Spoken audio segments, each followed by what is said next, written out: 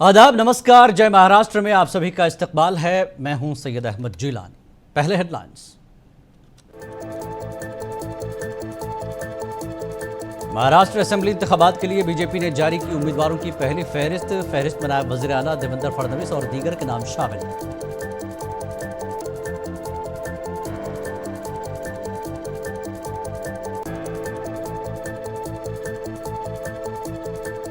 मौलाना मुफ्ती Salman Azhari jail से हुए रिहा, एयरपोर्ट पर आवाम ने किया शानदार इस्तकबाल।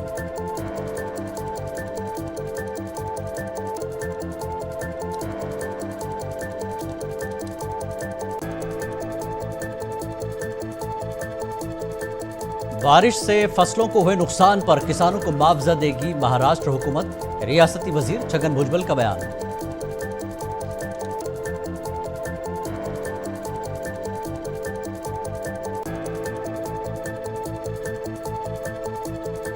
बीजेपी इलेक्शन कमीशन की मदद से महाराष्ट्र में वोटर लिस्ट में गड़बड़ करने की कर रही है कोशिश, शिवसेना यूपीटी लीडर संजय राउत ने लगाया बड़ा इल्जाम।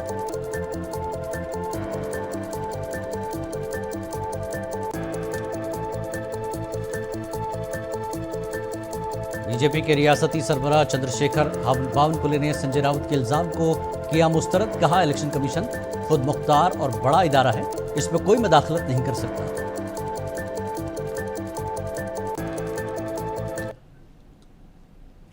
और खबरें तफसील से। महाराष्ट्र असेंबली इंतखाबात के लिए बीजेपी ने 99 उम्मीदवारों की पहली फहरिस्त जारी की है।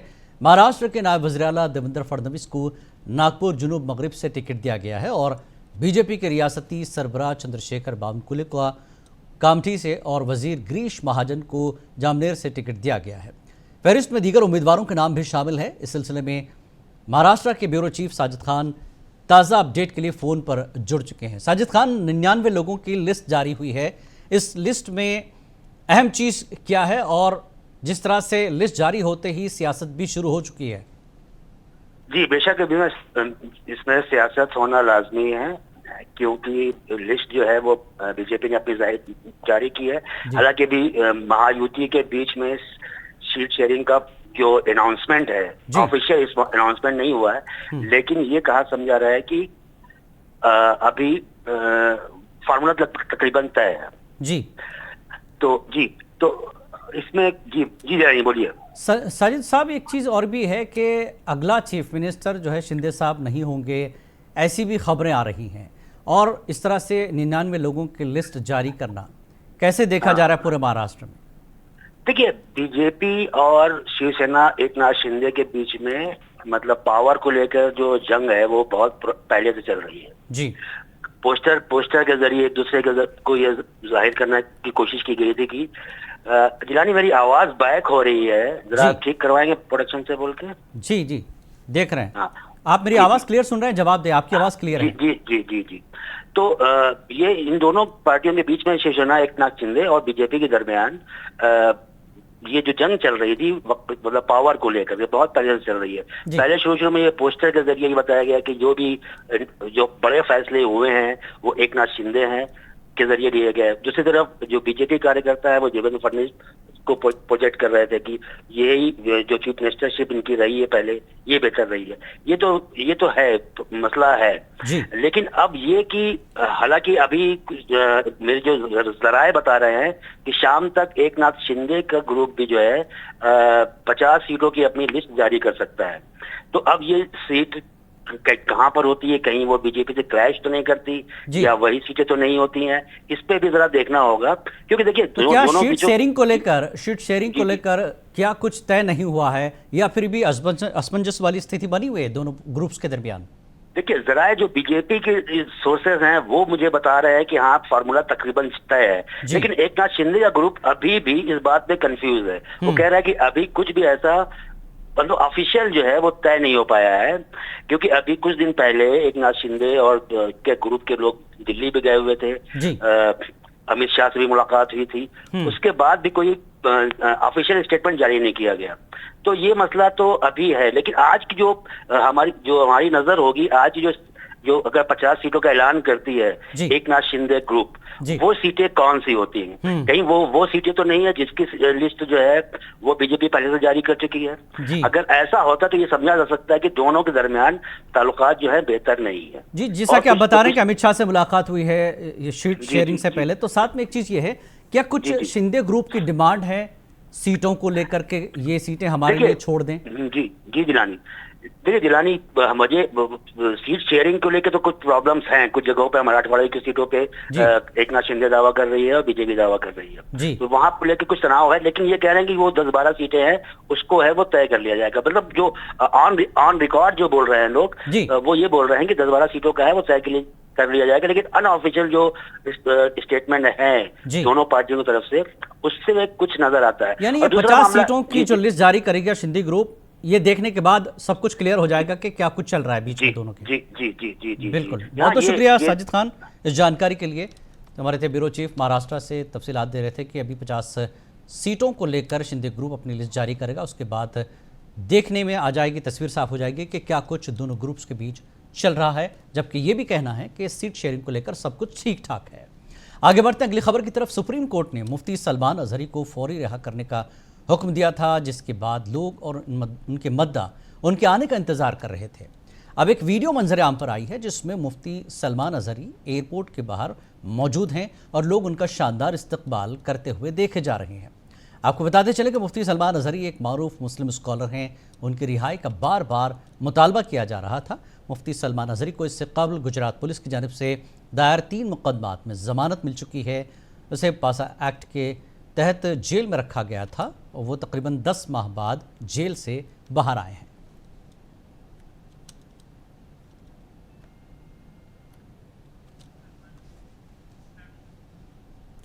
महाराष्ट्र के वजीर छगन भुजबल ने रियासत में ज्यादा बारिश की वजह से किसानों को होने वाले नुकसान पर अपना रद्दमल दिया। छगन भुजबल ने कहा कि हुकूमत नुकसान उठाने वाले किसानों को मुआवजा देगी।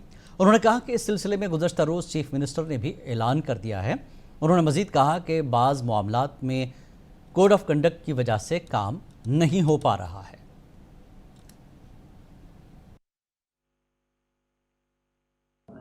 देखिए, ये जो है नेचुरल कैलामिटी है, नैसर्गिक आपत्ति है, और ऐसे अगर नैसर्गिक आपत्ति आती है तो मैं समझता हूँ कि आचार संहिता का कोई उसमें बंधन होने की मुझे तो आशंका नहीं लग रही है। और कल ही जो है चीफ मिनिस्टर मुख्यमंत्री महोदय ने कल सारे जो हमारे जिलाधिकारी हैं उनको कह दिया है कि जहाँ जहाँ नुकसान हुआ है काश्तकारों को, किसानों का, वहाँ पंचनामा होकर जो कानून से दिया जाता है वो उनको मदद देनी चाहिए। तो उसमें जो है वो जो मदद मिलेगी वो जो किसान होंगे तो किसी एक पार्टी के तो नहीं है, सारे पार्टी के लोग, सारे धर्म के लोग हैं। तो इसमें जो है कोई आचार संहिता का बंधन। महाराष्ट्र में असेंबली इंतखाबात का ऐलान कर दिया गया। इंतखाबात के पेश नज़र रियासत में सियासी सरगर्मियां तेज़ हो गई हैं। इस रियासत के सबक चीफ मिनिस्टर और शिवसेना यूबीटी के सदर उद्धव ठाकरे जल्द ही एनसीपी सरबराह शरद पवार से मुलाकात करेंगे ताकि सीटों की तकसीम पर बातचीत मुकम्मल की जा सके। ये मुलाकात कल ही होने वाली थी, ताहम किसी वजह से मुलतवी कर दिया गया और आज ये दोनों कायदीन मुलाकात करेंगे। वाज़ेह कि शिवसेना और कांग्रेस ने सीटों की तकसीम के मसले पर गुज़श्ता रोज़ 10 घंटों तक बातचीत की, ताहम कोई फार्मूला तय नहीं हो पाया है। शिवसेना यूबीटी के सीनियर लीडर और राज्यसभा के एमपी संजय राउत ने इल्ज़ाम आयद किया कि महाराष्ट्र और झारखंड की वोटर लिस्ट में बड़े पैमाने पर गड़बड़ी की जा रही है। उन्होंने कहा कि महाराष्ट्र में बीजेपी और उनके हिमायती इंतखाबात में शिकस्त के खौफ से वोटर लिस्ट में गड़बड़ कर रहे हैं। संजय राउत ने इल्ज़ाम आयद किया कि ये लोग इलेक्शन कमीशन से साजबाज करते हुए ये गड़बड़ कर रहे हैं। उन्होंने मजीद कहा कि वो हर असेंबली हल्के से ऐसे वोटर्स की तलाश कर रहे हैं जिन्होंने लोकसभा इंतखाबात में महाविकास अघाड़ी को वोट दिया था। राउत ने इल्ज़ाम आयद किया कि ये लोग ऐसे वोटर्स को निकाल कर बोगस वोटर्स को शामिल करने की कोशिश कर रहे हैं। शिवसेना लीडर ने मजीद कहा कि हम इस मसले को बैनुल-अक़वामी सतह पर ले जाएंगे।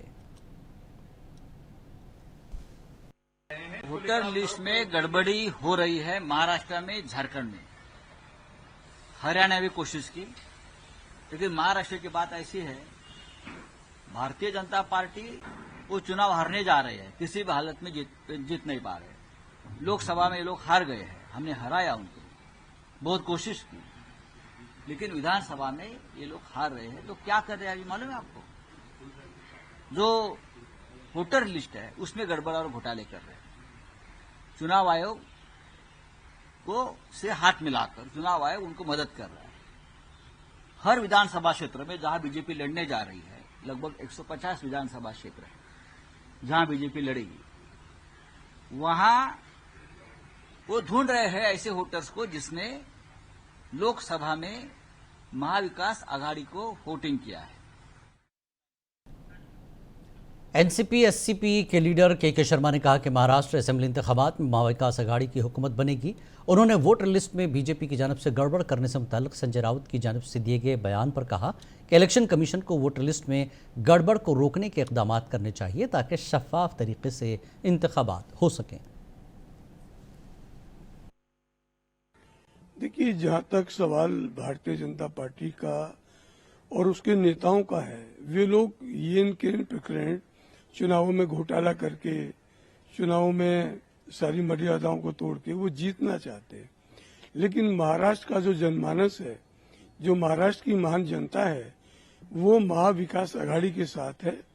और माननीय शरद पवार साहब की देखरेख में जो महाराष्ट्र के अंदर चुनाव होने जा रहा है महाविकास आघाड़ी का, निश्चित रूप से वहां का जनमानस उनको बहुमत देने जा रहा है और वहां महाविकास आघाड़ी की सरकार बनेगी। और सरकार की बहुमत प्राप्त करने की दिशा के कारण ही ये लोग वहां पर अपनी कोशिश कर रहे हैं जो सफल नहीं हो। संजय राउत साहब। उधर दूसरी जानब महाराष्ट्र बीजेपी के सदर चंद्रशेखर बावनकुले ने शिवसेना यूबीटी लीडर संजय राउत के इल्जामात को पूरी तरह से मुस्तरद कर दिया। चंद्रशेखर बावनकुले ने कहा कि इलेक्शन कमीशन एक खुद मुख्तार और बड़ा इदारा है, उसके बीच कोई मदाखलत नहीं कर सकता। बीजेपी लीडर ने मजीद कहा कि शिवसेना यूबीटी और कांग्रेस इलेक्शन से पहले बेबुनियाद इल्जामात लगा रहे हैं। वोटर डिलीट किए जा रहे हैं। देखिए भैया, ये बहुत हंसी वाली बात है। ऐसा कभी होता है क्या चुनाव आयोग में? चुनाव आयोग स्वायत्त तो इतनी बड़ी संस्था है, उसके बीच में कोई इंटरफेयर कर सकता है क्या? उल्टा लोकसभा के समय 1,65,000 वोट्स नागपुर के नहीं थे जो 2019 में थे।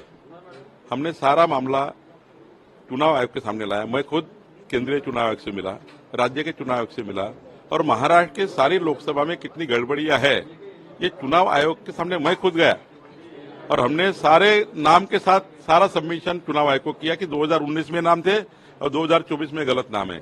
2019 महाराष्ट्र शिवसेना यूबीटी की रुकन पार्लियामेंट प्रियंका चतुर्वेदी ने कहा कि महाराष्ट्र असेंबली इंतखाबात के लिए महाविकास आघाड़ी में सीटों की तकसीम अपने आखिरी मराहिल में है। महायुति का हर लीडर आपस में लड़ रहा है। उन्होंने कहा कि रियासत की अवाम महाविकास आघाड़ी के साथ है और हम महायुति इत्तेहाद से पहले उम्मीदवारों के नाम का ऐलान करेंगे।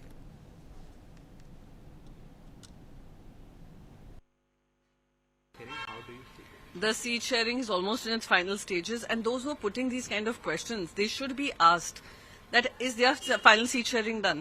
We are seeing how every single leader is fighting amongst themselves in the Mahajhuti Gathbandhan. Amit Shah comes and says something else, that we don't need a CM face. Eknath Shinde's party declares that he is the person leading it. Then you have Mr. Devendra Fadnavis, who still hopes to become the chief minister one day. Then you have Ajit Pawar, who said it multiple times that he wishes to be the chief minister. Amongst the cabinet, Congress के तर्जुमान सुरेंद्र राजपूत ने BJP को तनकीद का निशाना बनाया। उन्होंने कहा कि बीजेपी सिर्फ वोटों की सियासत करती है, बीजेपी को आवाम की तरक्की से कोई दिलचस्पी नहीं है। सुरेंद्र राजपूत ने कहा कि वायनाड से कांग्रेस लीडर प्रियंका गांधी भारी अक्सरियत से कामयाबी हासिल करेंगी।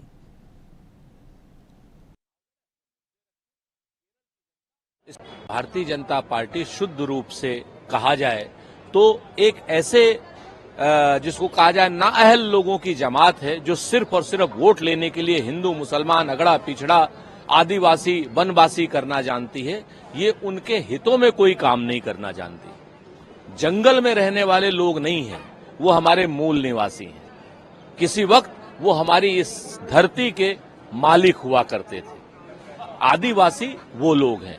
भारतीय जनता पार्टी को इसमें अंतर नहीं करना आएगा, क्योंकि वो सिर्फ और सिर्फ वोटों की राजनीति, वोटों की फसल और जहर की खेती बोना और काटना जानते। पूरी जिम्मेवारी के साथ, पूरे जोर के साथ, पूरे उत्साह के साथ पूरी कांग्रेस श्रीमती प्रियंका गांधी जी के नामांकन का इंतजार कर रही है।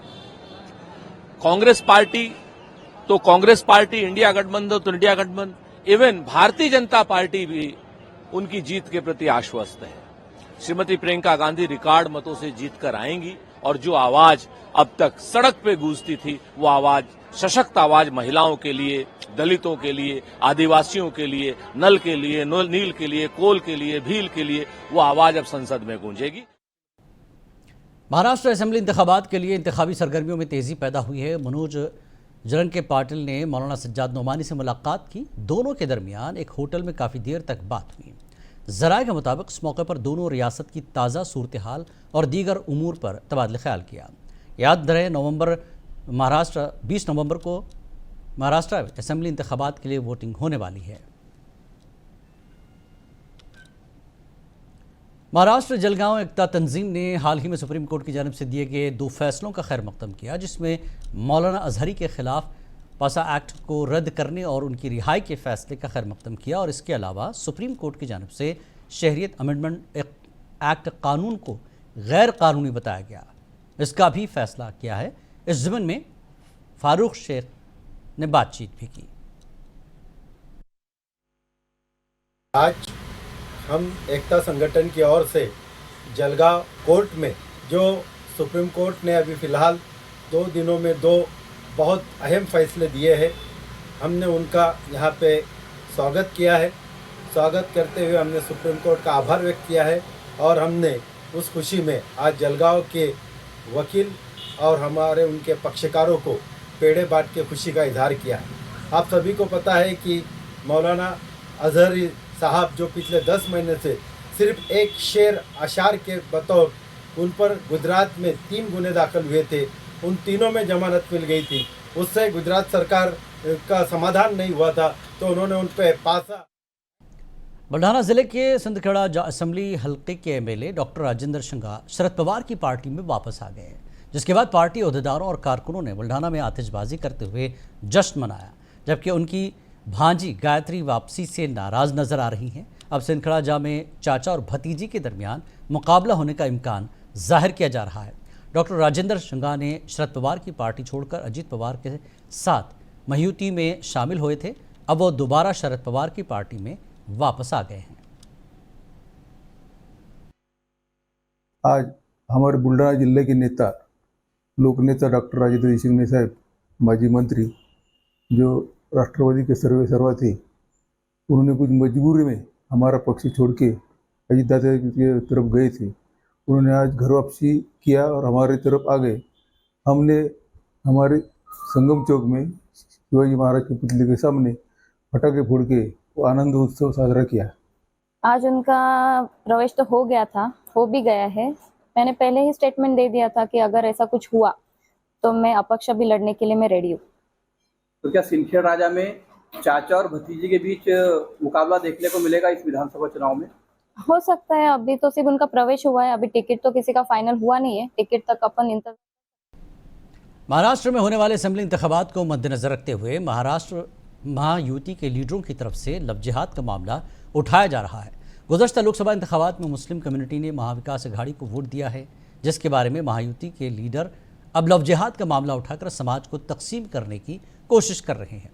महायुति के लीडर्स के पास अब कोई मुद्दा नहीं है, इसलिए वो इस तरह के बयानात दे रहे हैं। बुल्ढाना ज़िले मलकापुर असेंबली हल्के के कांग्रेस एमएलए राजेश अखाड़े ने कहा कि महायुति के लीडरों के पास कुछ नहीं बचा, वो तरक्की के मसले पर बात नहीं करते, सिर्फ समाज को तकसीम करने का काम करते हैं।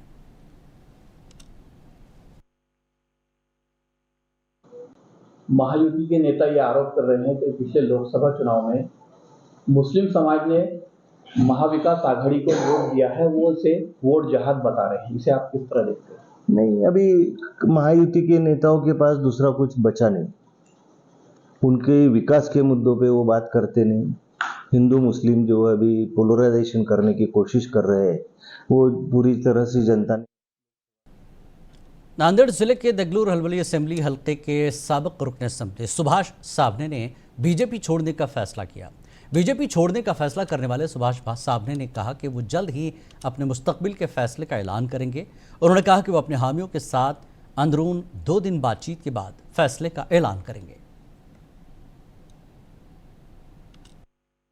अढ़ाई साल में भाजपा का कार्यकर्ता बोल के भाजपा ने जो जो कार्यक्रम मुझे दिए हैं, मैं वो सब मेरे मतदार संघ में ताकत से मैं काम किया। हर घर तिरंगा होगा, घर चलो अभियान होगा, ये सब कार्यक्रम मैंने प्रभावी से यहाँ पे ये किया। मगर ऐसा लगा कि आप भाजपा पार्टी से। नांदेड़ जिले के देगलोर हल्बली असेंबली हल्के से वंचित बहुजन अघाड़ी के सुशील कुमार देगलोरकर ने असेंबली हल्के का दौरा करते हुए आवाम से मुलाकात की। आवाम ने उनका जगह जगह इस्तकबाल किया। उन्होंने असेंबली इंतखाबात में वंचित बहुजन अघाड़ी को वोट देकर कामयाब बनाने की आवाम से अपील की।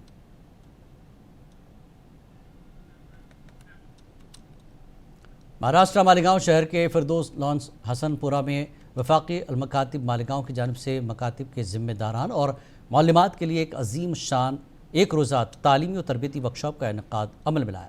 इस तालीमी और तरबियती वर्कशॉप की सदारत मदरसा सिराजुल उलूम धोलिया के शेखुल हदीस मौलाना मुख्तार सईद मदनी ने अंजाम दी। तालीमी तरबियती वर्कशॉप 2 सेशंस में तकसीम किया गया था, जिसमें मुख्तलिफ उन्वानात पर माहिरीन ने खिताब किया। मौलाना उमरीन महफूज रहमानी जनरल सेक्रेटरी वफाक़ुल मदारिस मालेगांव ने मुनसिफ टीवी से बात करते हुए तफसीलात बताई।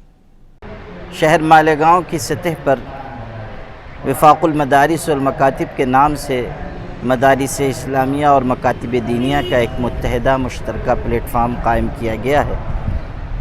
इसका मकसद ये है कि मदारिस इस्लामिया को मज़ीद मजबूत किया जाए, उसके निज़ाम व निसाब को मेयारी बनाया जाए और जो मुश्किलात और फितने मदारिस के ख़िलाफ़ बर्पा किए जाते हैं उनसे मदारिस व मकातिब की हिफाजत की जाए। इज्तिमाइयत भी इस वफाक़ का एक अहम मकसद है।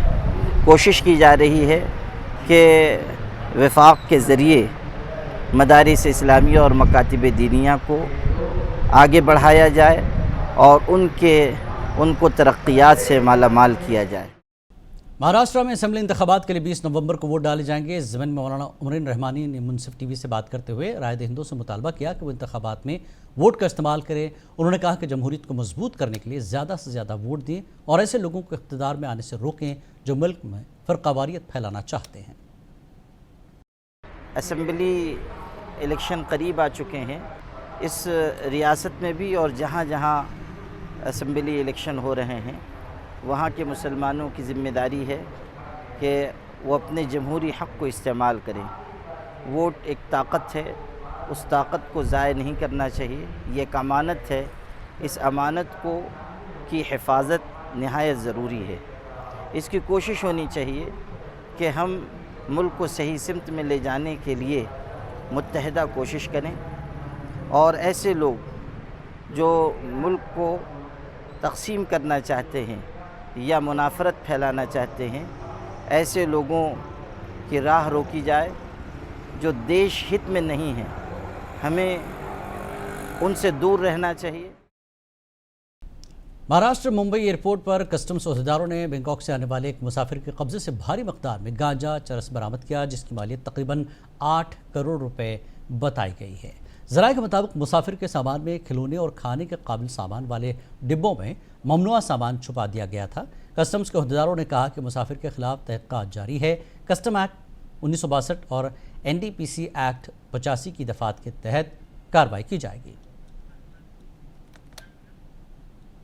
जालना शहर के मोती तालाब छलांग लगाकर एक बेल फरोश ने खुदकुशी कर ली। खुदकुशी की वजूहात का इल्म न हो सका। तकरीबन 2-3 घंटे बाद लाश को तालाब से बाहर निकाला गया। एक मुस्लिम नौजवान शेख चांद पाशा ने अपनी जान खतरे में डालकर बेल फरोश की लाश को बाहर निकाला। शेख चांद पाशा अब तक 21 लाशें निकाल चुका है। शेख चांद पाशा का मुतालबा है कि उन्हें म्यूनसिपल कॉरपोरेशन में मुलाजमत फराहम की जाए। जय महाराष्ट्र में फ़िलहाल इतना ही। आदाब।